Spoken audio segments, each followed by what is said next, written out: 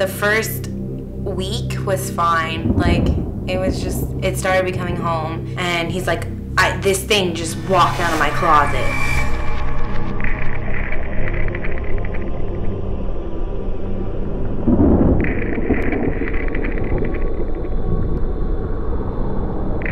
Last July, I moved into my first apartment with AJ, and the first week was fine. Like, it started becoming home.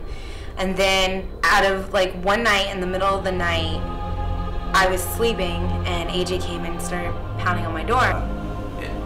One night I was laying in bed. It was about 2:30 a.m. roughly. I'd been laying down for about 30 minutes prior to that.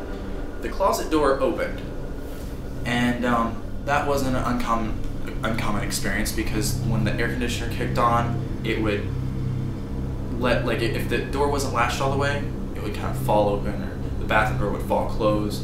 So it wasn't an uncommon experience. So I didn't really think too much about it. But I'm still laying there trying to go to sleep, and I am just looking at this area that is now an open closet door. And as I'm looking, there was a darkness in the closet, which seemed perfectly normal, and that darkness moved over to the left of the closet. And that kind of got my brain ticking a little bit. So I did not want to get out of bed to flip on the light switch.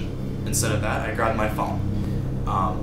So I pushed down halfway on the button to get a flash, and when I did, I saw this thing standing at the foot of my bed.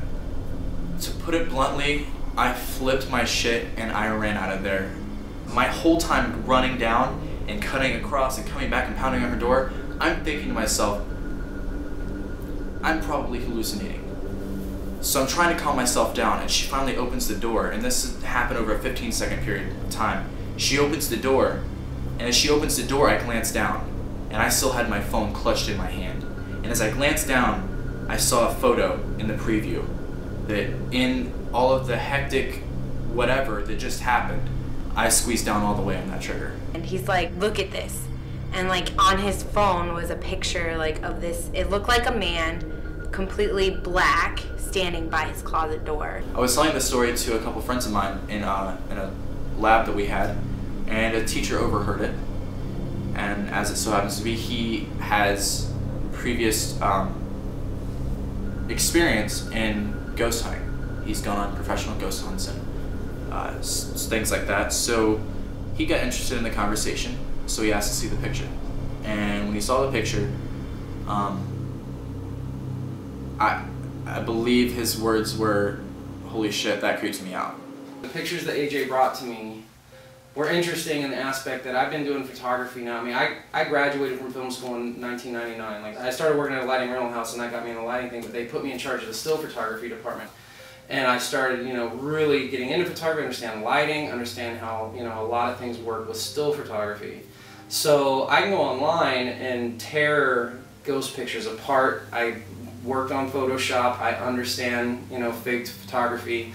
And what was interesting about those shots was there's just things in there that would be difficult to fake and not be able to notice as somebody that knows, Photoshop, knows digital photography, knows, even film photography, different ways to overlay things and make it look fake. It would be difficult to do that with what I saw in his images. And starting with the shadow figure, you could tell that the photograph was taken from not a very well pixelated telephone, or camera, and he told me that it was his cell phone, and I believe him by looking at it, because you can tell it's not, a 21.1 megapixel camera. You can tell it's a lower quality one, and it's in motion.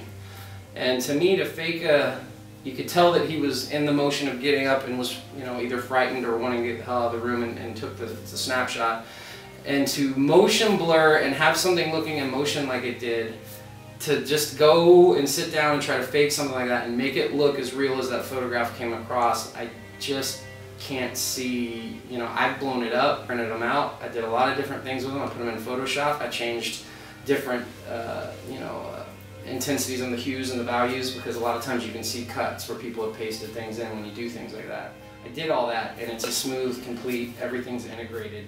shot. And what was interesting to me on it, when you really blow it up and really look at it on a computer and really get in there, you can see a defined outline. You can tell that it's a hooded figure. You also can tell that it's standing in the corner of a room, but it is standing off the wall and its left shoulder is in the wall. I'm getting goosebumps talking about it right now. It's a freaky, freaky picture. It just was unsettling. Like, I'm getting chills thinking about it now, and I haven't had an experience in like 6 months. That it extremely terrifies me. Because there are times when I'm alone and I feel like I'm not. I feel like something's watching me all the time.